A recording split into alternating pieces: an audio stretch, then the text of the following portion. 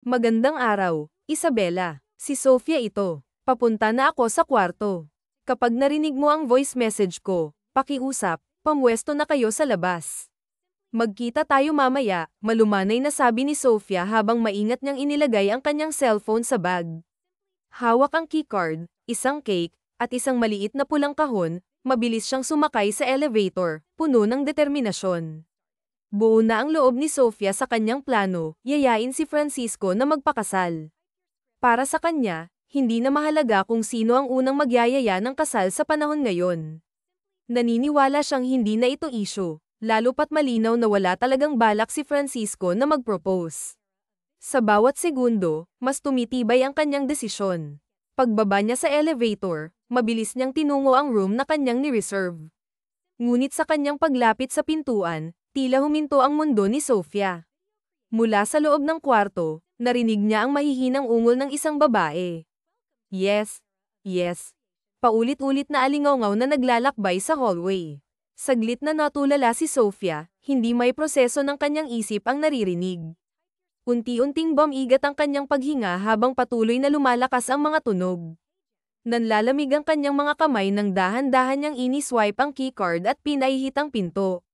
Sa bawat hakbang papasok sa kwarto, parang may mabigat na batong nakadagan sa kanyang dibdib. Nang dumiretso ang kanyang paningin sa loob ng master's bedroom, tila binuhusan siya ng malamig na likido. Nakita niya si Francisco, at ang babaeng nasa ilalim nito. Ang kasiyahan at excitement na naramdaman niya kanina ay biglang napalitan ng matinding sakit at pait. Kamusta? Okay naman. Nailabas niyo na bang lahat? May dala akong cake rito. Merienda muna kayo, baka napagod kayo, sabi ni Sofia, halos walang buhay ang boses habang maingat niyang inilapag ang cake sa ibabaw ng TV set sa bungad ng pintuan. Nanginginig ang kanyang buong katawan habang nananatiling nakatayo roon, hindi makagalaw kahit isang hakbang. Nagmadaling tumayo si Francisco at ang babae, kapwa walang saplot sa katawan. Kakalatin ko na ba ang cake? Tanong pa ni Sofia, pilit na pinipigilan ang panginginig ng kanyang boses. Sofia, lumuluhang sabi ng babae habang nagtatago sa likuran ni Francisco. Aba, at ikaw pa ang umiiyak, Isabela. Hindi ba dapat ako ang umiiyak dito? Sagot ni Sofia, puno ng hinanakit. Pasensya na, Sofia. Ang tagal mo kasing dumating, sagot ni Isabela, halos pabulong.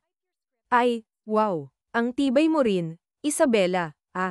Ako pa pala ang may kasalanan ngayon, sagot ni Sofia habang tumataas ang kanyang boses. Tama na, Sofia. Huwag ka nang mag-iskandalo rito, biglang singit ni Francisco, halatang naiinis. At bakit hindi? Ako ang nagbayad sa reservation na to. Ang kapal mo, Francisco. At ikaw pa ang may lakas ng loob na sabihan akong huwag mag-iskandalo. Galit na sigaw ni Sofia, hindi na kayang pigilan ang kanyang emosyon. Kasalanan mo rin naman lahat ng to, Sofia, sagot ni Francisco, hindi na rin nagpipigil. Marami kang pagkukulang. Sinong matinong lalaki ang makakatagal ng 4 na taon na wala man lang nangyayari sa kanila? Wake up, Sofia. Matuto ka naman. Natigilan si Sofia. Parang biglang nawala ang lahat ng tunog sa paligid. Hindi siya makapagsalita. Ang sakit ng mga salitang binitiwan ni Francisco ay tila mga sibat na tumama sa kanyang puso. Di ba sinabi ko na, Sofia, na hindi na uso ngayon ang kasal muna bago ang lahat, mahinang sabi ni Isabela, pilit na pinapakalma ang sitwasyon. Manahimik ka, Isabela, mariing putol ni Sofia, hindi na napigilan ang galit. Nanggigigil ako sa'yo. Nakuha ko pa talagang mag-alala para sa'yo. Di ba? Kapag nagka-problema ka sa dibdib mo, kapag nagka-aberya yan, wala na akong maipapasaw. Napakabuwisit mo. Napakamalas ko talaga. Halos hindi na makontrol ni Sofia ang kanyang emosyon, nanginginig ang kanyang boses habang nagsasalita. Matapos ang ilang sandali, huminga ng malalim si Sofia at pilit na pinakalma ang sarili. Sige na, ituloy nyo na yan. Mauuna na ako. Pasensya na sa abala, ha? Dagdag niya, sabay kibit balikat at tumalikod. Agad siyang tumakbo palabas ng kwarto, pilit na nilalabanan ang mga luhang nagbabadyang bumagsak. Pagkarating niya sa ground floor, tinawag siya ng receptionist. Ma'am Sofia, tawag nito, halatang nag-aalala. Emergencies office, maikli ngunit may bigat na sagot ni Sofia, pilit na pinipigilan ang panginginig ng kanyang boses. Paano po yung dinner date? Ano pong gagawin natin? Tanong ng receptionist, halatang nag-aalangan. Huminga ng malalim si Sofia bago sumagot. Ituloy nyo na lang. Sayang rin naman ang package na binayaran ko. Hayaan nyo na lang si Francisco na gamitin ang lahat ng iyon. Salamat sa inyo, mahinang sagot niya, pilit na itinatago ang sakit sa kanyang boses. Pagkalabas niya ng hotel, agad niyang napansin ang makulimlim na kalangitan. Tila sinasalamin ng panahon ang bigat ng kanyang nararamdaman.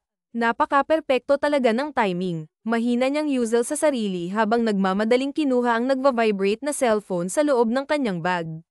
Sofia, alam kong nakalive ka ngayon, pero kailangan ka sa opisina. Bilisan mo, ha? Natatarantang sabi ng katrabaho niya sa kabilang linya. Walang ibang magawa si Sofia kundi tumango at sumagot ng maikli. Sige, papunta na ako, sagot niya, pilit na pinipigilan ang kanyang emosyon. Mabilis siyang pumara ng taxi at nagtungo sa kanyang pinagtatrabahuhan, dala-dala ang bigat ng nangyari. Pananaw ni Jazz, utang na loob, Sofia, umamin ka na, bulong ko sa sarili habang pilit na pinapakalma ang magulo kong isipan. Kara-rating ko lang mula sa hotel, at sa halip na namnamin ang sakit na dulot ng kalokohan ni Francisco, isa pang kamalasan ang dumagdag sa araw ko. Ramdam na ramdam ko ang tensyon sa boses ni Miss Taffy, ang head manager ng kumpanyang pinagtatrabahuhan ko. Napabuntong hininga ako. Malas na naman. Buwisit. Ako na naman ang mali. Sinipat ko ang mga tingin ng 5 tao na nakaupo sa paligid ng mahabang mesa sa loob ng conference room. Halata sa mga mata nila na tapos na nila akong husgahan. Inuulit ko, Sofia, please, ilabas mo na ang flash drive. Mariing sabi ni Miss Taffy, pilit na pinipigilan ang galit. Napabuntong hininga ulit ako habang matamlay na nakaupo sa swivel chair, nananatiling nakatungo. Sa gilid ng paningin ko, napansin ko ang isang lalaking biglang tumayo. Kagaya ko, walang ekspresyon ang mukha niya. Napangisi ako ng bahagya, suot nga niya ang magagara niyang kasuutan, compose na compose, pero bakas na bakas sa kanyang mga mata ang pagkadesperado. Miss Sofia, tama ba? Ang flash drive na yun ay 10 beses na mas mahalaga kaysa sa buhay ko. Kaya kung sasabihin mo kung nasaan ito, hindi kita kakasuhan, mariing sabi ng lalaki, halatang pinipilit maging kalmado. Huwag ka nang mag-isip pang lumusot. Mag-isa ka lang sa office kahapon, hindi ba? Dagdag ni Miss Taffy, ang boses niya ay puno ng paninisi. Pilit akong nagtimpi, pero wala na akong magawa. Gusto ko nang matapos ito. Gusto ko nang magpahinga. Bakit, malamig kong putol, saka ko iniangat ang malamig kong tingin kay Miss Taffy. Kung magpapaliwanag ba ako, may mababago. Tapusin na natin ito dahil awang-awa na ako sa sarili ko, Miss Taffy. At dahil inaantok na rin ako. Kung ako ang ituturo nyo, sige, hanapin nyo sa akin hanggat gusto nyo. Pero aminin na lang natin na ako ang pinaka-last hassle na paalisin dito. Dahil ako ang may mababang pinag-aralan at ako ang pinaka-mawalang kwenta. Huminga ako ng malalim bago nagpatuloy. Sige, ako na lang. Nasa table ko yung inventory para kahapon. Kasi pinadala nyo ako sa fieldwork at gabi na ako nakabalik. Tawagan nyo na lang ako kung ano ang hatol nyo. Kung magkano man yung flash drive na yun, babayaran ko na lang. 30 million. Kaya mong bayaran, mapangot siyang tanong ng lalaki, ang boses niya ay puno ng panunuya. 30 million, mas mahalaga kaysa sa buhay mo. Tiningnan ko siya ng diretso sa mata. Kung mapapatunayan niyo na ako ang may kasalanan, babayaran ko, malamig kong sagot. Tumayo ako, walang buhay ang mga hakbang ko palabas ng conference room. Mahigpit ang pagkakahawak ko sa side bag habang naglalakad. Napatigil pa ako saglit nang mapansin ko ang malabong refleksyon ko sa glass wall partition ng hallway palabas ng building. Manang boring, mahina kong bulong habang nakatitig sa malungkot kong refleksyon. Lumang sapatos, napakalaking t-shirt, maluwag na jeans, malabong eyeglasses, at magulong buhok. Boring nga talaga. Napabuntong hininga ako ng malalim habang patuloy na naglalakad. Pagkarating ko sa entrance ng building, narinig ko ang mga katrabaho kong nagpapalem. Bukas ulit, Sofia, sabi nila habang parang mga batang nagtampisaw sa ambon. Napangiti ako ng pilit. Plastic, Hindi ko alam kung totoo ba na nilo-look forward nila ang makita ako bukas o sadyang trip lang nila na iparamdam kung gaano ako kamalas. At bumuhos na nga ang ulan. Lakasan mo pa, para mas malungkot ako ngayon, mahina kong sabi habang nakatingala sa kalangitan. Gayunpaman, wala akong choice kundi ang umuwi.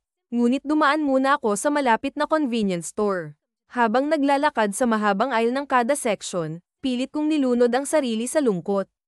Kung hindi ako mamimili, wala akong mapapala sa apartment kundi gutom. Bigla akong napatigil nang may maglagay ng payong sa cart ko. Chal, ano na naman ba to? Reklamo ko habang hinarap ang isang lalaking nakasuot ng uniforme ng security guard. Nakangiti siya ng napakaganda sa akin, tila walang bigat ang mundo. Payong, sagot niya, simpleng-simple. Anong gagawin ko dito? Tanong ko, halatang iritado. Alam ko naman na wala kang balak magpayong kahit umuulan. Baka magkasakit ka pa. Isusumbat pa yan sa iyo ng ate mo. Sagot niya, may halong biro. Ibalik mo na. Malas man ako, pero hindi naman ako mabilis tablan ng sakit. Sagot ko, pilit na tinatanggihan ang payong. Ako na ang magbabayad. Sige na, sagot niya, hindi pa rin nawawala ang ngiti. Napailing ako. Alam mo, nakakatawa lang talaga. Lakad pa lang. Alam na alam ko nang ikaw yan. Napangiti ako ng bahagya, mahal nga talaga kita. Aalis na ako, mahina kong sabi, halos walang buhay ang boses ko, saka tumalikod sa kanya. Sophia, sorry na. Bumalik ka na sa pwesto mo, baka mamaya matanggal ka pa sa trabaho. Malumanay ngunit halatang nag-aalala niyang sabi. Napangiwi na lang ako sa narinig, lalo na nang mapagtanto kung mas lumakas pa ang ulan sa labas ng convenience store. Hay nako. Wala talaga akong kasing malas, bulong ko sa sarili habang sinimulan ko ng maglakad paalis. Wala man lang tricycle o jeep na dumadaan. Ibang klase, sinumpa ata talaga ako. Hindi ko na rin inabala ang sarili kong gamitin ang payong. Basa na rin lang ako, itodo ko na. Libre pang umiyak nang walang nakakapansin sa mga luha ko. Ginamit ko na lang ang payong bilang tungkod habang naglalakad pa uwi. Tumawid pa ako ng 2 pedestrian lanes bago tuluyang makarating sa apartment ng kapatid ko. Pagdating ko, tumutulo pa ang tubig mula sa basa kong buhok. Hindi na ako nagulat nang madatnan kong magulo ang bahay at nagsisigawan na naman si ate at ang asawa niyang si Marco. Paalisin mo na si Sophia dito. Kung hindi, huwag ka nang umasa na magkakaanak pa tayo, bulyo ni Marco, halatang galit na galit. Napailing ako, kupal rin yan. Hindi ko na inalintana ang sinabi niya dahil alam ko naman na hindi sila mabubuhay nang wala ako, kahit gusto ko. Kawawa naman si Sophia, dadalawa lang kaming magkapatid. Kung paaalisin ko siya, para saan pat naging ate niya ako, sagot ni ate, halatang pilit na pinapakalma ang sarili kahit ramdam ko ang gigil niya. Napailing na lang ako at dumiretso sa kusina. Ibinaba ko ang mga pinamili ko sa kitchen counter at sinimulan ng paghuhugas ng mga plato. Mabilis kong natapos ang gawain, at nang mawala na ang lansa ng mga plato, kinuha ko ang vacuum para maglinis sa sala. Habang pinupulot ang mga nagkalat na damit, narinig ko ang boses ni Marco. Palibhasa mana sa mama niyo sa kapal ng mukha, sigaw niya. Napatigil ako, pilit kong pinipigilan ang mga luha ko, pero hindi ko na kaya. Mana kay mama, aba, hinding-hindi ako magiging kagaya ni mama, no. Mas nangingibabaw ang galit ko kaysa sa sakit. 2 taon kong tiniis ang ugali nilang mag-asawa. Nagtiyaga ako, parang katulong, dahil lagi ko silang inaalala. Pero ganito na lang nila ako huhusgahan. Makapal ang mukha, bulong ko sa pinakamalamig kong tono, kahit ako'y nilamagrin sa sarili kong boses. Tiningnan ko ang refleksyon ko sa flat screen TV sa sala. Malamig ang tingin ko, parang wala nang pakialam. Paano ba maging makapal ang mukha? Tanong ko sa sarili habang binitawan ang vacuum at naglakad papunta sa kusina. Kumuha ako ng isang plato mula sa dish rack at binitawan ito sa sahig. Nagkalat ang mga piraso ng plato, at kita ko ang dugong tumulo mula sa paa ko na tinamaan ng maliliit na bubog. Kumuha pa ako ng isa pang plato at binasag ulit. Narinig ko ang nagmamadaling yabag ni ate pababa ng hagdan. Sophia, ano bang ginagawa mo? Sigaw niya. Halatang nag-aalala. Tumingin lang ako sa kanya at ngumisi. Kinuha ko ang mga tasa, baso, at iba pang plato, at isa-isa kong binasag ang mga ito. Puro dugo na ako, pero hindi ko maramdaman ang sakit. Tumigil ka na, baka masaktan pa kita, Sigaw ni Marco, sabay sa bunot sa buhok niya sa sobrang galit.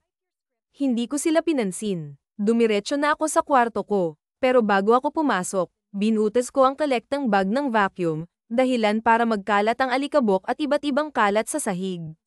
Sofia, ano bang nangyayari sa'yo? Anong problema mo? Tanong ni ate, halatang balisa. Hindi ko siya sinagot. Sa halip, mabilis kong hinayla ang malaking bag at malita ko na minsan ay hindi ko tinangkang alisin sa pagkakaimpake. Wisit ka. Malas ka talaga sa buhay namin, hagulgol ni ate habang balisang nakatitig sa paligid ng bahay na nagkalat ang mga basag na gamit. Pasensya na, malamig kong sagot, walang emosyon. Kinuha ko ang payong na nakasandal sa gilid ng sofa at naglakad papunta sa pinto. Ang bastos mo naman. Hindi mo man lang sasagutin ang tanong ko. Anong nangyayari sa'yo? Sigaw ni ate, halatang galit at naguguluhan. Huminto ako saglit at saka humarap sa kanya. Napuno na ako, ate. Nasagad na ang pasensya ko. Kakaubos kasi sakin ng lahat. At talagang may gana ka pang magtanong. Hindi na ako nagulat na niloko ka ni Francisco at Isabela. Kasi hindi mo rin naman ako tinrato ng tama. Sa huli, huminga ako ng malalim, saka sinabi, 3 taon akong nagtiis. 3 taon kong sinikmura ang lahat ng ito. Pero tama na, hindi ko na kaya. Kinuha ko ang payong na nakalagay sa gilid ng sofa at dahan-daang naglakad papunta sa pinto. Napahinto ako nang marinig ang boses ni ate. Ang bastos mo naman kung aalis ka nang hindi sinasagot ang tanong ko. Ano bang nangyari sa'yo? Tanong niya, halatang may halong galit at pagkabahala. Huminga ako ng malalim bago tumingin sa kanya. Ate, napuno na ako. Nasagad na ang pasensya ko. Kakaubos kasi ng lakas at bait ko. At sa kabila ng lahat, may gana ka pang sumagot. Kaya hindi na ako nagulat na niloko ka ni na Francisco at Isabela. Kasi, ate, hindi ka marunong maging tao. Halos lumabo ang paningin ko dahil sa bigat ng nararamdaman. Alam mo ba, 3 taon na akong halos sinasalo lahat ng sakit at hirap. 3 taon na akong nasusuka sa lahat ng ito. May totoo pa bang tao sa mundong ito? Tumingin ako sa paligid, sa mga basag na plato at baso na nagkalat sa sahig. Ate, lahat ng yan, ako ang bumili. Ako ang nagbayad. Pero binasag ko na lang dahil hindi ko naman madadala ang mga yan sa buhay ko. Ngumiti ako ng mapait habang pilit na pinipigilan ang luha. Pasensya na kung lahat nabasag. Pero lahat yan, akin. Oo, akin lahat yan. Tiningnan ko siya ng diretso sa mata. Ang kapal ng mukha mo. Sana hindi na lang kita tinulungan noon. Halos hindi makapagsalita si ate. Kinupkop kita, Sofia. Hindi mo ba naaalala? Tanong niya, nanginginig ang boses. Kinupkop. Hindi mo ako kinupkop, ate. Ako ang pumunta rito dahil nag-aalala ako sa'yo. Dahil wala ka namang alam gawin sa buhay mo. Ang yabang mo pa. Napailing ako habang inaayos ang bag ko. Saan ako pupunta? Uuwi. Dadalawin ko si Papa. Death anniversary niya ngayon. Baka nakalimutan mo. Tumingin ako sa kanya ng malamig. Ipinagluluto ko sana kayo ng paborito niyang pagkain, pero mukhang hindi na kayo tatagal ng isang gabi na narito ako. Kaya aalis na ako. Tumalikod ako, ngunit bago tuluyang lumabas, napansin ko ang mga pasa sa braso niya. Maria, may petroleum jelly sa kwarto ko. Lagyan mo yang mga bago mong pasa. Namutla ang mukha ni Marco na nasa gilid ng kwarto. Ano? Masama ba ako? Singit niya. Sabay akmang susuntukin ako. Mabuti na lang at mabilis kong nahawakan ng payong ko, kaya hinampes ko siya ng malakas. Napaupo siya sa sahig, hawak ang ulo niya. Knockout. Ayos na yan. Kaya nyo na yan, malamig kong sabi. Tutal, ganyan na ganyan naman ang dinadatnan ko dito araw-araw sa loob ng 2 taon. At 2 taon ko nang tinitiisang linisin ang kalat nyo. Habang binubuksan ko ang pinto, nakita ko ang pag-iyak ni ate. Bakas sa mga mata niya ang pagmamakaawa na huwag ko siyang iwan. Pero oras na para matuto siyang mabuhay ng mag-isa. Hindi ko rin matanggap na pinagtakpan niya si Francisco at pinagmukha akong tanga. Paglabas ko ng apartment, napansin kong tumigil na ang ulan. Sakto namang may dumaan na taxi, kaya agad akong sumakay. Saan tayo, ma'am? Tanong ng driver. Sa bus station, sagot ko. Ngunit nang tingnan ko ang laman ng wallet ko, halos manlamig ako nang mapansing kulang ang pamasahe ko. Naalala ko ang mga binayaran ko kahapon, tubig, renta sa apartment, at kuryente. Manong, Diyan na lang po sa may karaoke bar, sabi ko, pilit na itinatago ang kaba. Pagbaba ko, agad akong tumawag sa isang tao na alam kong tanging makakatulong sa akin. Wala na akong ibang choice. Kung hindi ako hihingi ng tulong, baka kung ano pa ang mangyari sa akin. Hello, Chal. Busy ka ba? Tanong ko. Nanginginig na ang boses ko habang halos hindi ko na makontrol ang panginginig ng mga kamay ko. Pakiramdam ko, nilalagnat na ako. Chat mo ang exact location mo. Diyan ka lang. Papunta na ako, sagot ni Chal, halatang nagmamadali. Salamat, mahinang sagot ko. Hanggat maaari, ayoko nang humingi ng tulong. Pero dahil sa sunod-sunod na kamalasan ko, minsan talaga, kailangan mong lunukin ang pride mo. Ilang minuto akong nakaupo sa harapan ng karaoke bar. Halos makatulog na ako habang nakasubsab ang ulo ko sa bag na nakapatong sa mga tuhod ko. Maraming tao ang pumapasok at lumalabas sa bar. Hanggang sa mabasa ako ng tubig ulan na naipon sa harapan ng bar. Biglang may humantong kotse sa harapan ko. Bumaba ang isang lalaki at galit na sumigaw. Kasalanan mo to, tanga. Pero hindi ko na siya pinansin. Kung papatulan ko pa siya, baka mapaaga ang finish line ko. Sofia, tawag ni Chal mula sa di kalayuan. Agad kong iniangat ang tingin ko. Pasensya na, medyo dinalaw ako ng malas, sabi ko, pilit na ngumiti kahit hiyang-hiya na ako. Ano bang bago? Tara na sa loob para makapagpalit ka, sagot ni Chal, halatang nag-aalala. Bitbit ko ang bag at malita habang dahan-daang pumasok sa hotel lobby. VIP 1 hour, sabi ni Chal sa receptionist, na agad namang nag-assist sa amin.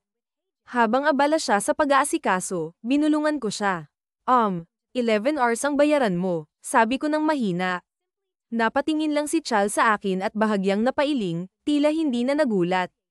Pagpasok namin sa kwarto, agad kong napansin kung gaano kaganda ang VIP room na nakuha namin. Malaki ito, may sariling CR, at ang mga sofa ay sapat na para gawing tulugan. Malinis at maaliwalas ang paligid, bagay na bihira kong maranasan nitong mga nakaraang araw. Maligo ka na at magpalit ng damit. Magpapainit ako ng tubig para may mahigop kang mainit, sabi ni Chal habang inaayos ang gamit namin. Tumango lang ako bilang sagot at pumasok sa CR, dala ang bag ko. Paglabas ko ng banyo, bumungad sa akin ang mesa na puno ng pagkain. May mainit na sabaw na nakahain, ilang putahe, at hindi mawawala ang alak. Ang bango ng sabaw, at tila lamambat ang pakiramdam ko sa init na dulot nito. Wow, ang dami mo namang in-order, biro ko habang naupo sa sofa. Napatingin siya sa akin, bahagyang ngumiti, ngunit may halong lungkot sa mga mata niya. Lipas na ang birthday ko, Sofia. Puro ka na naman biro. Napahiya ako sa sarili ko. Sorry, sagot ko, sabay abot ng mangkok ng sabaw. Ano bang nangyari? Tanong ko habang nagsisimula kaming kumain. Hindi ko maiwasang mapansin kung gaano siya kalaga sa akin. Uuwi na ako sa probinsya, panimula niya. Natanggal na ako sa trabaho at nag-away kami ni Maria. Napatigil ako sa pagkain. Nag-away kayo ni Maria. Paano nangyari yun? Marunong ka bang magalit? Biro ko. Sinusubukan niyang pag-aani ng usapan. Ngunit napansin kong seryoso ang mukha niya. Ngayon ko lang din nalaman na marunong pala ako, sagot niya, pilit na ngumiti. Saan ka na niyan tutuloy? Tanong ko, halatang nag-aalala. Sa bahay namin sa probinsya. Ayos lang ba nakasama mo si mama mo? Bahagya siyang napabuntong hininga. Bahala na, Sofia, sagot niya, at pareho kaming natahimik habang tinatapos ang pagkain. Pagkatapos naming kumain, kinuha niya ang alak at iniabot sa akin ang isang baso. Oh, uminom ka, alok niya, pilit na binubuhay ang usapan. Napatingin ako sa kanya at napangiti ng bahagya. Ang swerte ni Juana sa'yo, wala sa loob kong nasabi. Bigla siyang natigil sa pag-aayos ng mga pinagkainan at tumingin sa akin ng diretso. Yung offer ko dati, baka gusto mo nang tanggapin ngayon, seryoso niyang tanong. Napahinto ako sa pag-inom ng tubig. Chali naman, sagot ko, ngunit hindi ko na natapos ang sasabihin. May kung anong bamara sa lalamunan ko, isang pakiramdam na parang gusto kong samuka. Napapikit ako at pilit na pinakalma ang sarili. Malas na nga ako, wala pang natira kahit dignidad sa akin. Tumingin siya sa akin ng may lungkot, ngunit puno ng determinasyon ang boses niya nang magsalita. Sofia, kaya kitang buhayin. Pwede tayong magsimula ulit sa ibang bansa. Pinapangako ko na ikaw lang ang magiging babae ko. Napangisi ako, ngunit ramdam ang kirot sa ngiti ko. Putya, ang sakit. Ang baba naman talaga ng tingin sa akin ng mundo. Ang ending, magiging kagaya ko rin lang si mama. Tumayo ako at tinignan siya ng diretso. Sana hindi na lang ako naglayas. Carlos, hindi lang ako pangkabit. Iba naman ikaw sa mama mo. Ang mama mo, iniwan ng papa mo at sumama sa mas bata. Carlos, makakasira ako ng pamilya. Masasaktan ko ang asawa mo pati na ang anak mo. Naiintindihan mo ba yung gusto mong gawin ko? Pigil luha kong sagot kay CH. Umalis ka na. Babayaran na lang kita kapag kumita na ako sa probinsya. Ano bang problema, Sofia? Ikaw na nga itong nakipaghiwalay sa akin. Tinatanggihan mo pa ako ng tinatanggihan. Dismayadong sabi ni Carlos na agad na nakaubos ng 3 bote ng alak straight. Hindi rin naman ako nagpatalo. Uminom rin ako. Sa tingin ko naman ay deserve ko na. Uminom. Masyadong maraming event na ngayong araw. Nagkulang ako at oo, tanggap na tanggap ko yun kahit masakit dahil ang rason mo lang ay ayaw kung may mangyari sa atin hanggat walang kasal. Pinakawalan naman agad kita. Nakapag-asawa ka kagad. Nagkaanak. Hindi ba yun naman ang gusto mo? Huwag mong sabihin na pinagmamalaki mong boyfriend mo na si Francisco. Hindi, wala na kami. Yun naman pala eh. Charlie, kaya kung mabuhay kahit walang lalaki.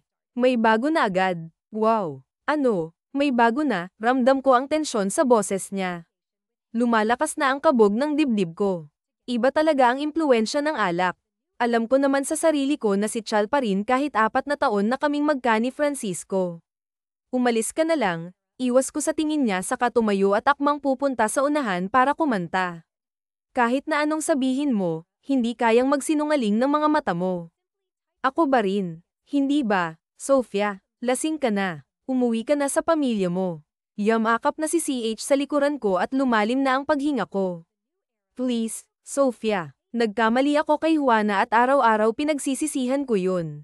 Chal, bitaw. May bago na. Masaya ka. Sinungaling. Kung mayroon na, bakit akong kasama mo ngayon? Napalunok ako ng laway sa init ng mga hininga ni Chal at tumama sa gilid ng leeg ko. Nahihilo na rin kasi ako dahil sa tama ng alak. Nabubwisit ako sa kanya. Hindi ba pwede yun? Sisagot pa sana si CHY nang biglang bumukas ang pinto at bumungad sa amin yung lalaking nakasagutan ko sa opisina. 30 million, bulalas ko na wala sa sarili. Hindi naman umimik yung lalaki at diretso papalapit sa akin. Hindi niya inalis ang tingin sa akin. Sino ka? Tanong ni CH pero nilagpasan lang siya nitong lalaki. Talagang sinundan mo pa ako, hindi ko na naituloy pa ang sasabihin ko nang hawakan niyang mukha ko paglapit sabay halik. Nanigas ako. Hindi ko alam ang gagawin. For the very first time, hindi nagprotesta ang katawan, isip at puso ko. Gusto ko ang mga nangyayari. I'm sorry, love. Promise, hindi ko nagagawin yung ayaw mo. Kung anong gusto mong ulam, doon na tayo, sabi nung lalaki pagbitaw sa halik. Hindi ko alam paano at bakit pero hinalikan ko na rin siya pabalik. Sofia, sigaw ni Chal pero parang ugong na lang ang dating ng boses niya sa akin. Nalulong na ako sa mga halik. Sabay bigla akong kinalong nitong lalaki. Siguro dala na rin ang bugso ng damdamin. Pare, ito ang tseke. Sana sapat na yan ah.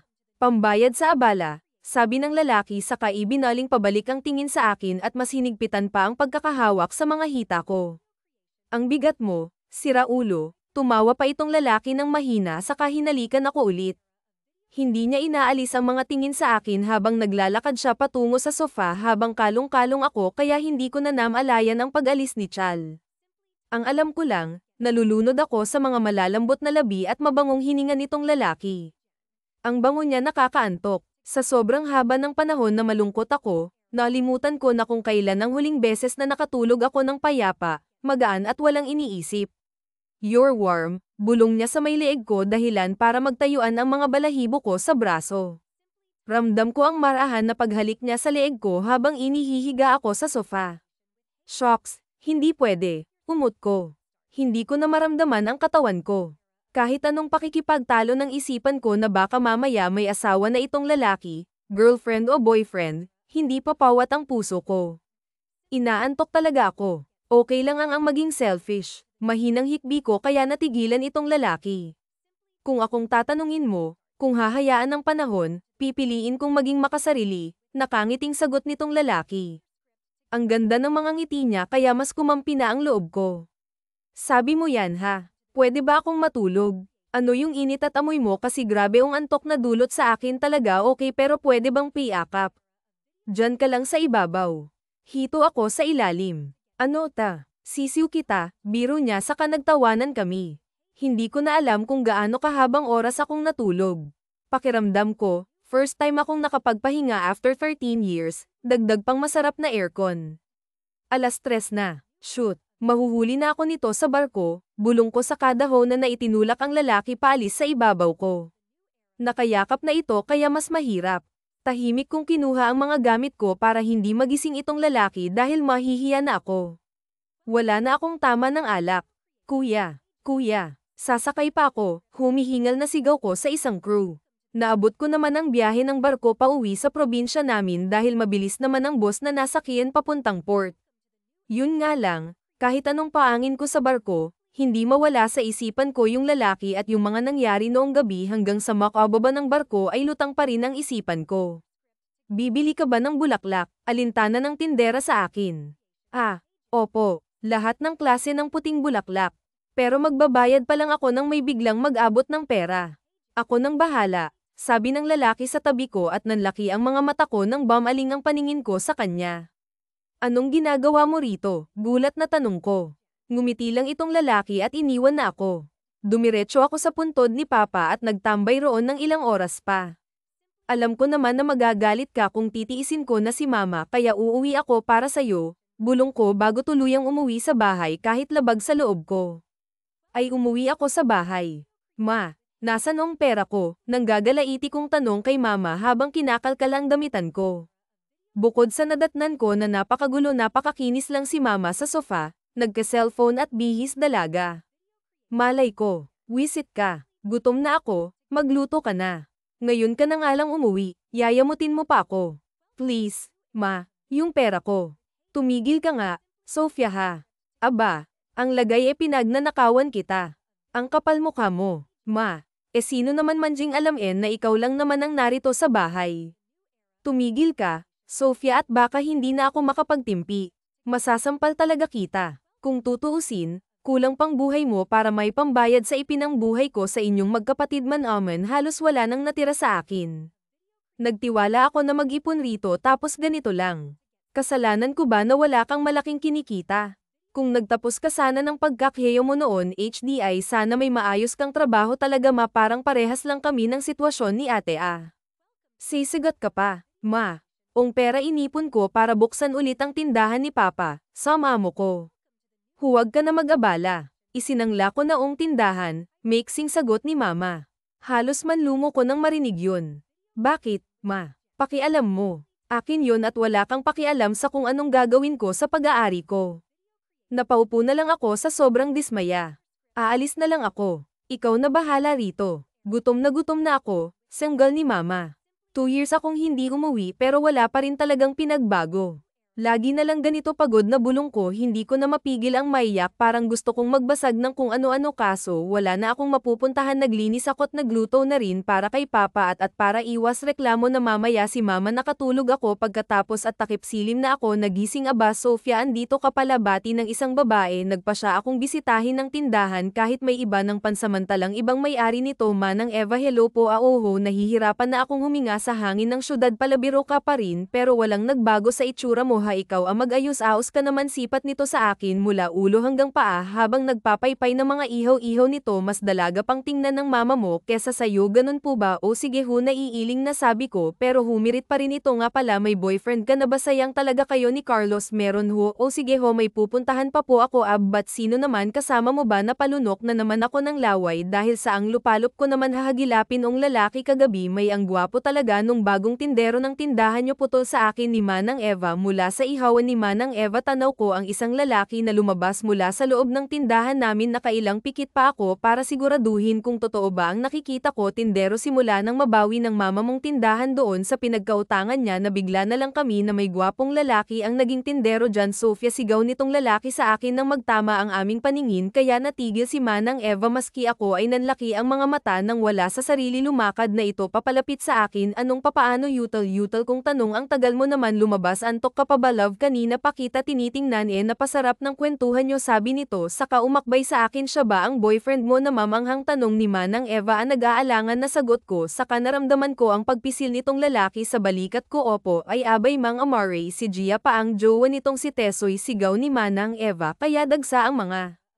Chismoso at chismosa. Hello po, Rafael po ang pangalan ko. Nakipagkamay pa itong si Rafael. Sige ho, mauna na kami. Hinigit na ako ni Rafael papunta sa tindahan at kita ko na grabe na ang bulungan ng mga iniwan naming grupo ng mga tao sa isawan ni Manang Eva. Hoy teka, bitawan mo nga ako, at binitiwan naman niya ako at nagpauna ng maglakad. Sumunod ka sa akin. Biglang seryoso niyang sabi, may kung anong malamig na hangin ang bumalat sa akin nang maisip kung bakit narito ang lalaki ni ito sa tindahan namin. Shocks, nanginginig na sabi ko at pilit na humakbang para sumunod rito kay Rafael. Kahit alam kong masasaktan lang ako, ito todo ko na total wasak na rin lang naman ako sa loob ng storage room. Siya tumigil, humarap siya sa akin at nakamamatay ang mga titig niya. Magtanong ka, sabi niya. Hindi naman ako nakasagot agad dahil bukod sa hindi pa nagsisingkin sa akin ng mga nangyayari kagabi at mga katakatakang pagtulong niya, natatakot ako na baka mamaya tama ang kutob ko. Ba't andito ka sa tindahan namin? Lumas siya bago nagsalita. Oo, planado lahat ng paglapit ko sa'yo. Suminghal pa siya at hinigit ako sa loob. Bitawan mo ako, single ko, habang nagpupumigla sa hawak niya. Paano kung ayoko? Ano? Gulong-gulo na tanong ko. Binitiwan niya ako at natigilan ako ng tumambad. Sa harapan ko ang mga pictures ni mama kasama ong si Rafael. Nakakatawa ka, nakaparehas mo nga ang mama mo. Akala ko pa naman ay naiiba ka, pero halik lang, nang hihina ka na wala ka ring kwenta kagaya ng mama mo, sabi niya na punong-puno ng galit ang mga mata. Saka nagsimulang habarin ang suot na damit. Tumigil ka, ano bang ginagawa mo? Hindi ba gusto mo naman tingnan natin kung mahina ka rin sa kama?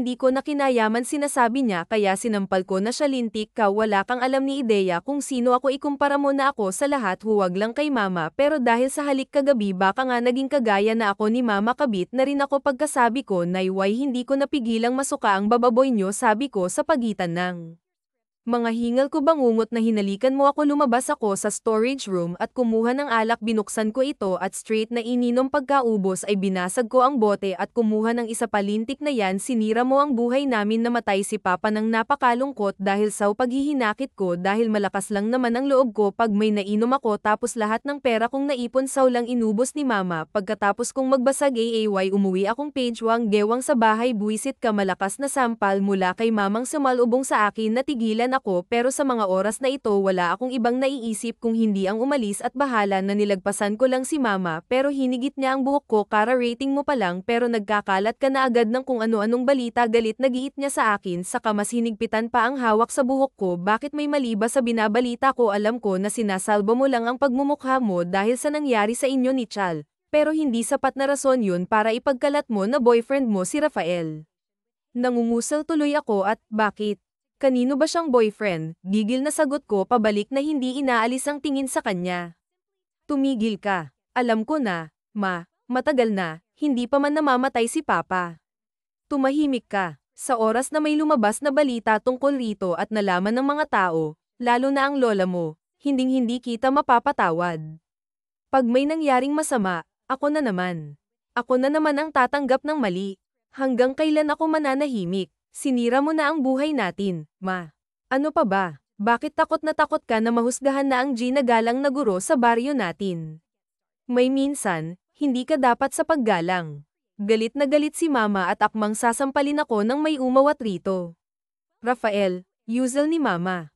Tanda ka niyan. Kain na tayo, malambing na sabi ni mama at pansin ko ang pagbabago sa mood ni mama. Ah, sorry. Oh, sige na, tara na. Kakain na tayo. Maupo ka at maghahain na ako, malumanay na sabi ni mama. Isasabay na ba natin siya? Sabi pa ni Rafael.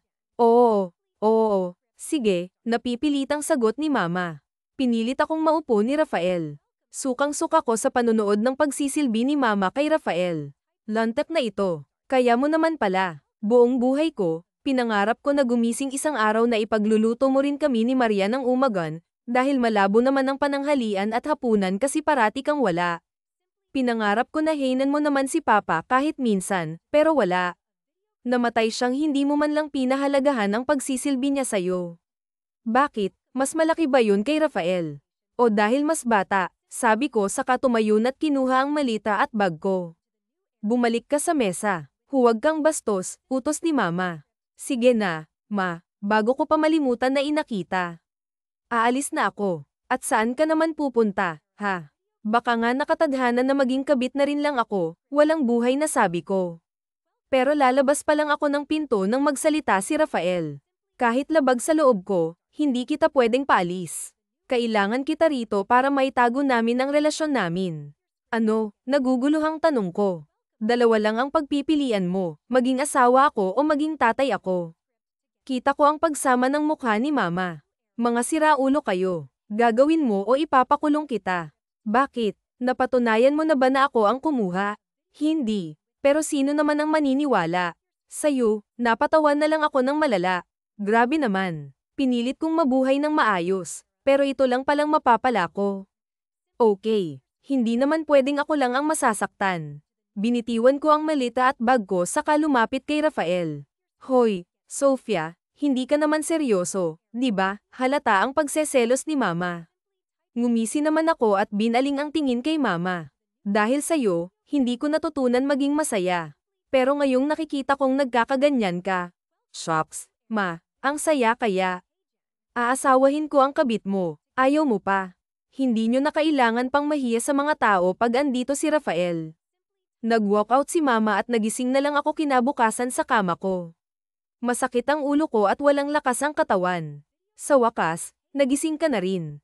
Bilisan mong maligo at magtatrabaho ka na, sabi ni Rafael na ikinagulat ko. Kunot ang noo ko habang naalala ang mga nangyari kagabi at, sino ka ba para utusan ako, sagot ko at binalot ang sarili ko ng kumot. Kung ano man ang sinabi ko kagabi, lasing lang ako. Aalis na, bababa mo ako. Sigaw ko na bigla na lang niya akong binuhat at binitbit papasok sa banyo saka ibinaba sa bathtub na punong-puno ng tubig. Buwisit ka, palahaw ko sa lamig. Lahat ng antok ko, nawala at akma sanang tatayo nang pigilan niya ako. Simula ngayon, kung anong gusto ko, yun ang masusunod, at ikaw ang gusto ko, sabi niya habang nakatingin sa mga mata ko. Ilang sentimetro lang ang layo mula sa mukha ko ng mukha niya. Hindi naman ako nakasagot, umalis siya at sinarado ang pinto. Paglabas ko ay may nakahanda ng mga damit sa kama. Pero dahil matigas ang ulo ko, hindi yun ang isinuot ko. Talagang sinasagad mong bait ko naka-cross arms pang sabi ni Rafael paglabas ko ng kwarto. Wala na si Mama, siguro nakapasok na. Bakit ba pati ba naman pananamit ko'y pakikialaman mo pa? Hinigit niya ako pabalik sa kwarto at sinimulang habarin ang damit. Hoy, ano ba? Tumigil ka nga, may pupuntahan tayo ngayon. Magpapasalamat ka sa akin kung susuotan mo ang mga damit na inihanda ko. Seryoso ka labas ng bituka Koreano. Gawin mo na lang o ako magbibihis ng damit saw kaya kahit asiwa ay ginawa ko na lang sa takot na baka mamaya'y may gawin pang masama sa akin. Kita kong pumula ng tenga ni Rafael paglabas ko. Kumain ka na, sabi niya sakin at hinainan ako ng umagan. Huwag na, hindi ako sanay ng inaalagaan. Pues, masanay ka na. Buwisit ka talaga, buntong hining ako. Huling may naghain ng agahan sa akin ay noong buhay pa si Papa, at halos mabulunan na ako sa pagkain ng malasahan ko ang luto niya. Sarap no, bahagyang tawa niya saka umupo sa harapan ko at sinabayan akong kumain. Hindi na ako umimik at inubos na ang pagkain ko. Bilisan mo, ako na nang maghuhugas, sabi ko sa kanya. Ako na maghuhugas baka marumihan pa ang damit mo. Ikaw bahala, sabi ko at nag-toothbrush na. Pagkatapos niyang ilak ang bahay ay bigla niya akong sinuutan ng helmet. Huwag mong sabihin na magmomotor tayo, reklamo ko. Oo, bakit? Sa suot kong to kailangan malaman ng lahat na girlfriend kong pinakamagandang babae rito, sabi niya saka hinawakan ng kamay ko papunta sa likurang bahay.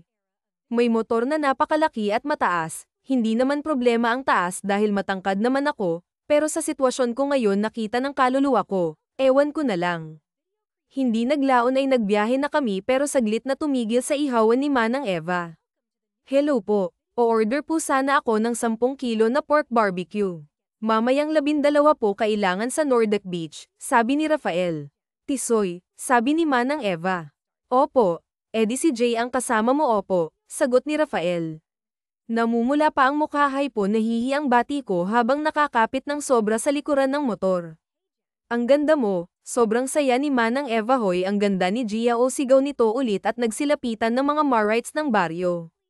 Nagkagulo na ang mga tao at nakangiting nagbiyahe si Rafael. Saan tayo? Tanong ko kay Rafael habang nasa biyahe.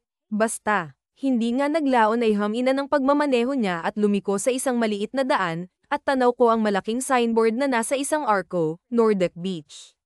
Inatay ni Rafael ang motor at ay nalalayan akong bumaba. Good morning, sir. Andito na po pala sila, bati ng isang lalaki na mukhang may lahi. Focus. Bigla siyang humarap sa akin kaya natabunan ng sight ko kay Kuyang Pogi. Second rule your eyes are only mine, sabi niya hanapa paano ka ano toto. Tantanan mo nga ako nakakabwisit ka may parol rule ka pa. Oo, may rule talaga dahil ako ang masusunod, hindi ba? O pwede naman kitang aipakulong, sira ulo. Bipolar ka ba hinigit na niya ako pagkaalis ng helmet. Maganda ang beach, pero hindi ko pa nalaman na may beach resort pala rito sa barangay namin. Abnormal sabi niya sa akin habang naglalakad palapit sa isang grupo ng mga turista. Hindi naman ako nakasagot ng mapagtanto ko na sina Francisco ang grupong lalapitan namin. Hi, welcome to the resort, bati ni Rafael saka inabot ang kamay para makipag-shake hands. Kita ko ang pagkagulat ni Francisco at Isabela saka itong mga tinuturing kong mga kaibigan lintik ang saya nila siguro ako pa ang topic nila ramdam ko ang pagpisil ni Rafael sa kamay ko dahil namamawis na ito at nanginginig na. Sofia, gulat na sabi ni Francisco hindi na pinansin ang kamay ni Rafael. You know my girlfriend, usisa ni Rafael na patingin ako kay Rafael at sinipat ang mukha niya malabong hindi niya alam mas lalo na akong kinakabahan sa taong to masyado siyang maraming alam oo ex-boyfriend niya ako ex-fank to be exact sabi ni Francisco na hindi pa rin inaalis ang tingin sa akin. Wow, what a coincidence. Kaya pala panay ang bastardo nito sa akin may boyfriend pala. Buti na lang nung tinanong ko siya kahapon sinagot na rin ako fine after 4 years. Napalunok ako ng laway pati 4 years alam niya. Ex-boyfriend lang hindi na ako nakapag-post dahil may ginagawa kayong milagro ni Isabela di ba nakakahiya pa sa abala sabi ko na lang. Tumawa si Rafael sa sinabi ko. Tumigil ka nga, walang nakakatawa, buwisit kita ko na nagsilakihan ang mga mata nila fine I'm sorry tatawa pa rin ako kapag naiisip ko kahit ilang beses mo nang naikwento. As the owner of the beach personal ko pong gustong sabihin na mag-enjoy po kayo sa stay nyo. Sabi ni Rafael sakpilit na inaabot ang kamay ni Francisco para mag-shake hands. Tonight's dinner is on us see you at my place. Kita ko ang mukha ni Isabela at iba pa na hindi talaga makapaniwala maski ako man ay nagugulat sa mga nangyayari hindi siya mahirap naglakad na kami palayo at hindi talaga niya binibitawan ng mga kamay ko sa isang malaking beach house kami tumuloy at isang matandang babae ang sumalubong sa amin. Rafael, umakyat ka na muna. Excited na ang mama mo, masayang salubong ng matanda. Teka, si Sofia na ba ito? Opo sagot ni Rafael mabilis akong niyakap ng matanda sa wakas hinigit na ako ni Rafael papunta sa second floor ng mansion na ito grabe sa laki pero more unnatural ang interior niya beach mansion pagdating sa taas ay tumama agad ang mata ko sa isang babae na naka-wheelchair. Rafael, tawag nito at pilit pinapaikot ang wheelchair paarap sa amin. Mabilis na lumapit si Rafael para alalayan ang babae. Hay maanak buwisit ka bakit ngayon ka lang umuwi na natawa ako ng slight dahil sa sinabi nito mukhang magkakasundo kami. Sorry ma may kasama ako si Sofia opo lalo na akong natakot buong pamilya niya kilala ko hindi ho ako sinungaling na tao kaya magsasabi na ako paanong kilala niyo ako kung sakali mang planado toto para sa pagpatay sa akin at least naman ho alam ko kung bakit nagtawa na ng dalawa at mas lalo na akong kinabahan welcome iya sabi ng ina ni Rafael ang tagal ka naming hinanap. Bakit ho tinulak ni Rafael ang wheelchair ng mama niya sa terrace na parang living area sa second floor maupo ka iya sabi ng ina ni Rafael gusto ko nang tumakbo pero na-curious na ako hindi lang ikaw ang nawalan dahil sa problemang ginawa ng mama mo at papa ko pati kami nasira ang buhay paninimula ni Rafael saka nagbaba ng alak sa center table mapapasabak ata ako family friends ang pamilya natin magkaibigan ang papa mo't asawa ko madalas nga ay pumupunta kayo rito na mga bata pa kayo kaso alof ka talaga kaya siguro hindi mo kami natatandaan tandaan nagbago lang ang lahat nung nagloko na ang mama mo at asawa ko. Alam ko naman na ang mama mo nang pipiliin ng asawa ko pero ako itong si tanga nagmakaawa pa umaasa syempre buti na lang talaga't may batang sumagip sa akin noon kung hindi patay na sana ako ngayon sabi pa niya. Tama na ho kung ayaw sa atin di huwag natatawang kwento nitong ina ni Rafael may kung anong mga flashbacks ang na-trigger sa isipan ko at napasinghap na lang ako. Ikaw ang tandang babae na umiiyak sa gitna ng kalsada sa tapat ng bahay namin oo ako ngayon taon nang inilaban ko at ng papa mo para masagip ang kanikanyang pamilya kaso wala hay naku wow may pakinabang na pala ako sa mundo ngayon nag-aalinlangan na sabi ko habang napapadalas ang pag-inom no wonder galit na galit ka kay mama malungkot na sabi ko saka ibinaling ang tingin kay Rafael pagkamatay ni papa ako naman ang nilaan din ng mama mo anong nakakatuwa roon sabat ni Rafael bakit nagtitiis ka na sa mama mong titulo nitong resort kaya kahit nasusuka ako kailangan ko siyang pakisamahan pairap na sabi ni Rafael bakit na kay mama half owner ang papa mo sa resort pero nang malaman niya ang ginawa ng mama mo at papa ko ang kaparte niya inilipat sa inyo ng ate mo nung una gustong gusto ni Rafael na gam-auntie pero sa ilang taon na kasusunod niya sa inyo biglang nagbagong isip baka 9 love na sautokso nito kay Rafael binili pa nga ang tindahan nyo para lang hindi mawala sa inyo dahil alam niyang ayaw mong mawala yon. Natahimik ako at uminom na lang ng uminom ang buhay ko sinisisi ko ang pamilya nila at buong pag-aakala ko na si Rafael ang kabit biktima nga rin pala sila nakakatawa na may karapatan talaga siya na maging salbaha sa akin nakakahiya pala ako sabi ko nang bigla nawala sa sarili. Uuwi na ako hindi dito ka lang may dinner pa mamaya diba? Pigil ni Rafael antong hininga ako natatalo na naman ako ng konsensya ko. O sige hanggang mabawi mo lang ang titulo ha tapos aalis na ako. Sabi ni Gan na talagang umiikot na sa kalasinggan kinagabihan wala na talaga akong maunawaan saan ka pupunta dinig kong tanong ni Rafael maliligo ako sa pool para mawala ang lasing ko ungot ko teka sasamahan na kita hindi wag na kaya ko nakanapa kasi nagkakasiyahan kaya wala nang makakapansin kung maliligo ako marami ring dumating na ibang bisita malabo na ang ulirat ko kaya hindi na halos ako nakakain dama ko ang paglubog ko sa pool dito sa beach house kaso nang makaahon ako nagulat ako nang hawakan ni Francisco ang bewang ko hindi ko alam kung papaano mo nagawa pero okay na hindi ka naman ng your hot at oo nagseselos ako ha naguguluhang tanong ko bitiwan mo nga ako kung ginawa mo agad sana wala tayong naging problema si Raulo alis sinubukan ko siyang itaboy pero wala talaga ayaw niyang magpaawat. That's enough umalis na kayo kung guguluhin mo lang ang girlfriend ko. Narinig kong sigaw ni Rafael saka tumalo na rin sa pool nawawala naman ng konti ang tama ko kaya kita ko na nagsisialisan na nga ang karamihan maya-maya'y naramdaman ko ang isang tela na bumalat sa akin. Rule number 3 your body is mine only. Sinserong sabi ni Rafael habang nakatitig ng nakakalunod sa mga mata ko. Muta mo sagot ko saka tumawa huwag mo nga akong ini-English ha seryoso ako sabi niya saka hinalikan ako mabilis na halik lamang. Ba't mo ginawa yun? Sabi ko saka umahan sa pool at humihingal. Ayaw mo ba tanong niya na nanatili sa pool ang kapal mo huwag mo akong igagaya sa iba dahil sa asawa ko lang ibibigay ang lahat-lahat wow parang hindi ka naman nag-enjoy last time kasi lasing ako kung ayaw mo ng gulo may requirement din ako o sige ano ba yun walang jog-jog alam mo nang umisi ako at umalis na para magpatuyo kinabukasan nagising ako na napakasakit ng katawan paglabas ko wala ni isang tao sa beach house kaya umuwi na ako sa bahay hindi na ako nagpaalam kay Rafael bahala siya sa buhay niya. Ayos sa saan ka natulog, bungad sa akin ni mama hindi naman ako nag-react dahil halatang namumugto ang mga mata niya ano problema, tanong ko. Wala kang pakialam, huwag kang abusado ha, kahit nakikiusap kami sa'yo Maria. Sana matauhan ka, kung talagang gusto ka ng isang tao. Porket magandang traito sa'yo, hindi ibig sabihin nun gusto ka na, sabi ko at tuluyan nang pumasok dahil umiiwas ako sa gulo. Dinig ko ang pag-alis ni mama at nagsinagpaay. Pagbukas ko ay halos mapatalon ako sa saya. Jiro, kamusta? Pinatuloy ko ang kaibigan ko. Wala namang bago. Malas pa rin ako, seryoso. Oo, mas malas pa nga ngayon. Hindi ko inakalang mamalasin ako ng ganito Gusto mo ba ng trabaho? Totoo. Excited na tanong ko. Oo, yung business na sinabi mo sa akin dati.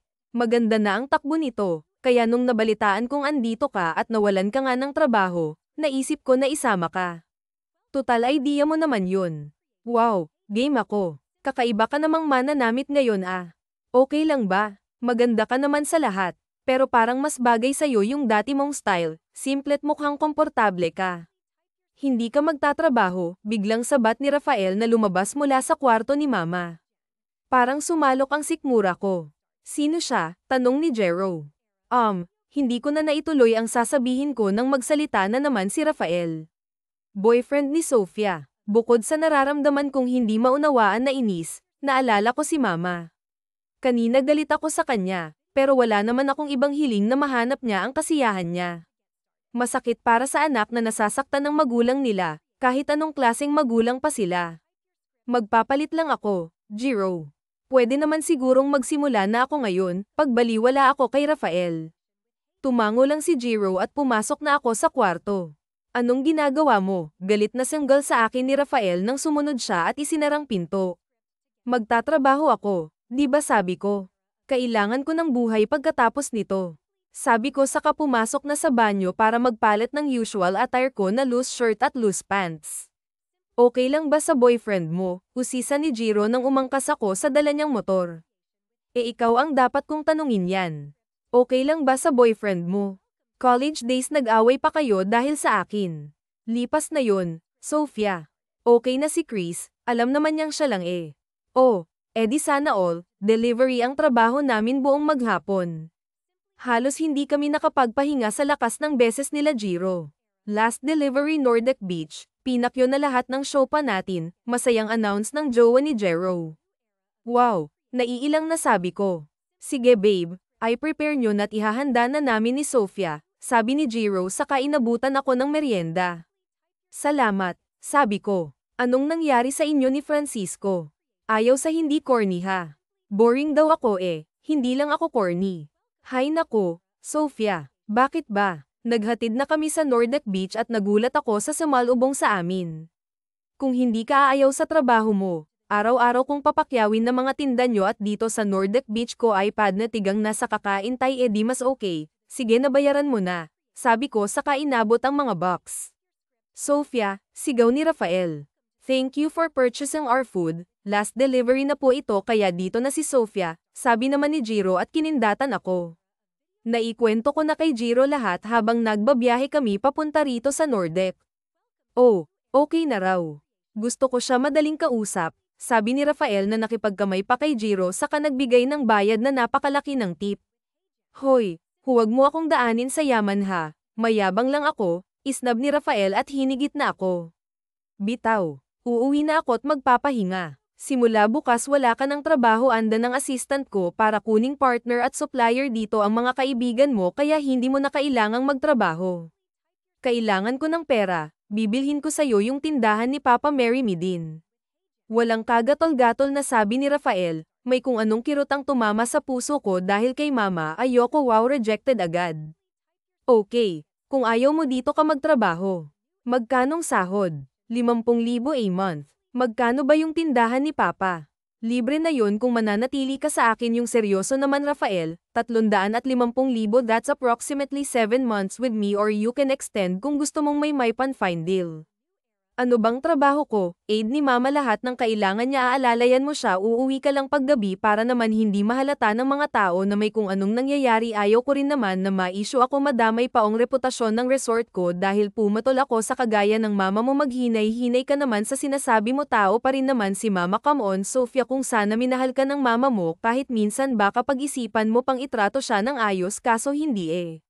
Natahimik na lang ako para hindi na hamaba pang usapan inubos na lang namin ng maghapon sa pagtuturo niya ng mga daily routines ng mama niya ang mga gamot at marami pa umuwi kami ng sabay nang hindi nag-iimikan pagdating namin sa bahay busy si Mama sa schoolworks nila kaya makalat na ulit ang bahay pumasok ka na ako na maglilinis tatawagin na lang kita pagkakain na sabi agad ni Rafael sa akin ako na tumingin ng masma si Rafael kaya pumasok na ako sa kwarto para akong nauupo sa kwarto habang naririnig ang mga masasayang tawa ni Mama hindi ko maisip na isang umaga malalaman niya na walang totoo sa pinapakita ni Rafael nakatulog ako at hindi ko na malayan ang oras sobrang kalamnan ng sikmura ako and magising ako huwag ngayon Trev baka magising si Sofia tinig kong sabi ni Mama ay ano naman sabi ni Rafael yung dibdib ko parang sisibog hindi naman kasi ako tanga para hindi malaman kung anong gagawin nila nasusuka ako na pero sa tunog kasi ni Rafael parang gusto rin niya tak ang gutom ungot ko habang pinipigil ang kalamnang ko lumabas ako ng bintana mula sa kwarto ko at naghanap ng makakalimutan kainan sa takot na maistorbo ko sila o dahil ayaw ko nang marinig kung ano man ang gagawin nila. Sofia, agad akong napalingon sa tumawag sa akin. Chal, bakit nasa labas ka pa? Dis oras na ng gabi. Nagugutom. Maiksi kong sagot. Parehas tayo. Tero, bukas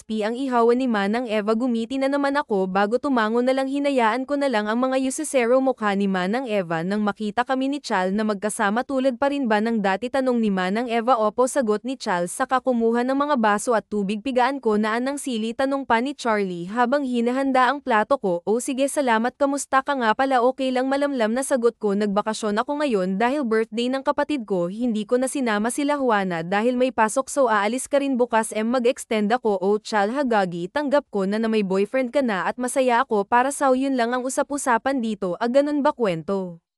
Ka naman tungkol sa inyo? Pwede ba? Naiiyak na sabi ko. Nakakatangaong pakiramdam ko para akong nakikihati sa wala na hindi ako sigurado. Best friend ko si CH kaya sa kanya lang naman ako nakakahinga ng sama ng loob. Inom tayo pagkatapos nito ha. Ayokong umuwi sabi ko at alam kong gets na ni CH yun. Hindi naglayo na nagkatuwaan na kami ni Carlos sa tabing dagat sa kabilang side ng barangay. Nag-joyride pa kami bago tumambay sa dagat. Ayokong maging kabit pero lintik na yan. Doon din palang laglag ko. Anong ibig mong sabihin? Mahinahon na tanong ni Chal. Kinuwento ko na ang lahat. Bahala na para nakasingsay sabog ang dibdib ko kung kikimkimin ko na lang. Ano ka ba naman Sofia? Ano bang ginagawa mo? May mas maganda akong inaaloksaw tapos ganito lang ang malalaman ko. Nagagalit na si Chal. Di kabit pa rin ako. Hindi naman ganito. Hindi ang threat sa'yo ay parang hindi tao. Ramdam ko ang gigil sa bawat salita ni Chal. Pare-pareho naman kayo na ganun ang threat sa akin. Babat mo ako iniwan noon ba? Ganun din pero hindi naman kasing lala ng nakakasukang sitwasyon mo ngayon. Huwag mong sabihin na nagpapagalaw ka na sa hayop na yun. Wawa, paayo ako pa sa akin tapos hindi ko na pinatapos. Sinampal ko na si Charlie. Kilala mo ako, ang tanging meron lang ako dignidad. Wala naman kasi akong diploma o magarang trabaho. Ngayon ba sa ginagawa mong yan meron ka pa bang dignidad? Totoo naman si Chal, wala ngang jog pero ganito naman. Umalis na lang ako at nilakad ang kahabaan nitong dagat hanggang makarating sa resort ni Rafael. Bumagsak ako sa buhangin sa sobrang lungkot, pagod at kalasinggan bago nawala ng malay. Lumipas sa mga araw, linggo at buwan. Sinalikway ng sumang-ayon na lang sa mga plano ni Rafael. Nagtiis na rin lang ako dahil hindi ko aakalain na makakaramdam ako ng kalingan ng isang ina mula sa mommy ni Rafael. Walang kahit anong kapalit. Tinuring niya akong anak at higit pa sa inaasam ko. Kamusta? Biglang tanong sa akin ang mama ni Rafael pagkatapos ng usual routine namin sa umaga. Okay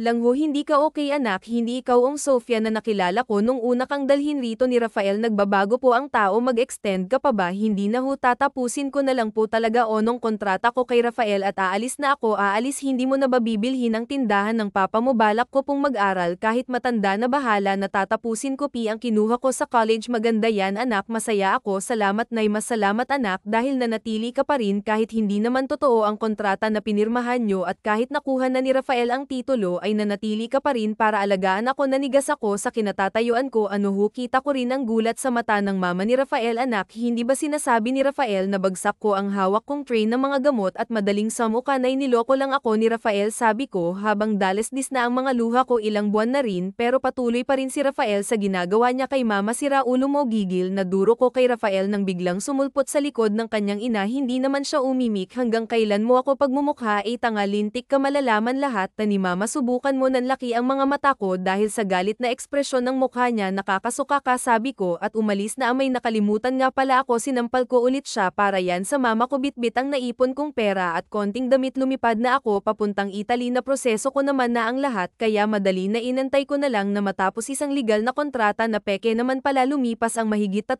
taon. Nag-adjust naman agad ako sa buhay ko sa Italy. Maraming Pinoy at malalim na rin akong magsalita ng lengguwahe nila kaya hindi mahirap. Wake up Sofia, nagising ako sa marahan na paguyog sa akin. Shocks, anong oras na? Wala sa sariling tanong ko nang mapansin na umaga na pala mag-8 na. Sagot nitong batang lalaki sa harapan ko. Si Teodoro, ang anak ni Ate FY. Sofia, mail late ka na. Nagluto na ako ng umagan para sa'yo. Maligo, magbihis ka na bilis, sabi ni Ate FY na tinutuluyan ko rito. Sa Italy mabilis akong kumilos dahil graduation day ko na natapos ko rin ang degree ko sa architecture. Akala ko talaga hindi ko na matatapos pero ang pamilya ni Ate FY hindi ako sinukuan. Paano napuyat na naman kagabi? Yan ba naman gagraduate na't lahat? Nagtrabaho pa kagabi sa Pizzeria. Sabi naman ng asawa ni Ate FY sayang sabi ko buti ka amo yung katrabaho mo na walang sawang naghahatid saw sa loob ng 3 taon. Hinatid ka na naman kagabi. Iiling-iling na sabi nito habang inaayos ang susuotan kong damit. Teka, ang ganda naman ng damit na yan, gulat na sabi ko pag-iiba ng usapan deser mo ng magandang damit, congrats Sofia, masayang sabi ni Ate FY, halos maiyak naman ako, gumawa pa ng banner sina Maria FY nang tawagin na ako sa stage paglabas ng event hall, nagulat ako nang makita ko si Mama, si Chal at ang mommy ni Rafael, surprise iatapik ni Ate FY sa balikat ko, inabutan ako ng bulaklak ni Chal at isa-isa silang yamakap sa akin, papano kasama mo ba si Juana, masayang tanong ko kay CH, hiwalay na kami Sofia at hindi ko akalain na mas magiging maayos pang samahan namin bilang magulang sa anak namin, ngayong hiwalay naman na kami, sabi ni CH, ganun ba, congrats kung ganun, sabi ko, saka ibinaling ang atensyon sa mama ni Rafael, nay nakakalakad ka na, masayang yakap ko rito, magaling ang nurse ko, congrats anak, si mama ang huling lumapit sa akin, alam ko walang sapat na salita para sabihin para makabawi sa lahat ng taon na sinaktan kita, pero masaya ko na nagpilit ka na makatapos may magiging maayos ka ng buhay, sabi ni mama, yamakap naman ako, wala na yun ma, alam mo ba wala akong hiniling kung hindi matuto kang magmahal, sabi ko nga kahit hindi na kami, kahit hindi na si Papa, basta matuto ka, kaya masaya ko na natuto kang magmahal kay Rafael, sorry Sofia, okay na ma, o siya sige pumunta ka na doon sa graduation party mo, sabi ni mama, ay naku ma, matutulog na lang ako sa bahay, deserve kung magpahinga, pumunta ka na, oo naipon ko yan, waldasin mo dahil deserve mo, sabi ni mama, ma hindi na saw na yan. Kaso nagpumilit pa rin si mama at nagkaisa pa na ihatid ako sa graduation party, huwag kang uuwi nang walang kasama, sigaw ni mama, saka naghalakhakan sila sa loob ng kotse, pero dahil ang plano ko talagay matulog sa araw na ito, nakihalubilo lang ako ng very light, nagpa-picture para may proof at nagtago na sa CR, habuti na lang at maganda ang CR dito sa Italy, kahit matulog ka carry lang, pinili kong magkulong sa second floor CR dahil malamang sa malamang marami ang gagamit sa first floor dahil doon ang event at CR dalawa ng library, kaya sure na sure ang tulog ko rito, nilatag ko ang coat ko at kumuha ng mga libro para gawing unan, ayos dito ka pa talaga dumayo, napairap naman ako nang marinig ang boses na ayaw ko talagang marinig, paki mo ba, sabi ko, saka sumubsob na para matulog, umalis ka at abala ka lang 3 taon na Sofia, hindi pa rin ba sapat na mapatawad mo ako, Rafael please, sayangin mo na lang ang pera mo sa ibang bagay, ayoko saulang pisit Sofia, ginawa ko lang yun sa takot na bakawan mo ako pag nalaman mong nakuha ko na ang titulo, pero wala kaming ginagawa ng mama mo, nagkwekwentuhan lang kami tungkol sa iyo, okay na nga ba, bakit kayaw mo pa rin akong patawarin, sino bang may sabi na hindi tumingin ako kay Rafael na halatang namumula na ang mukha, totoo hindi biro ang sinakripisyo mong oras sa akin, sa amin, sino bang matigas ang hindi lalambot doon, lahat ng mga kailangan at suporta ko habang nag-aaral at ang tagal kong tiniis si Rafael para naman maging deserving ako para sa kanya, sorry, so pwede na ba tayo, tinatanong pa ba yun, wala na ring rules, sabi ko, saka sumunggab sa kanya 3 years gulot, pero pinigil niya ako, nababali ang rules, pero ang requirement yun, gawin natin ng tama, total naghintay na rin lang naman na tayo, so marry me Sofia and I'll give you the greatest jug of your life, okay, usapan niyan na napilitan ka pa yata, salamat Rafael, salamat sa lahat, wakas.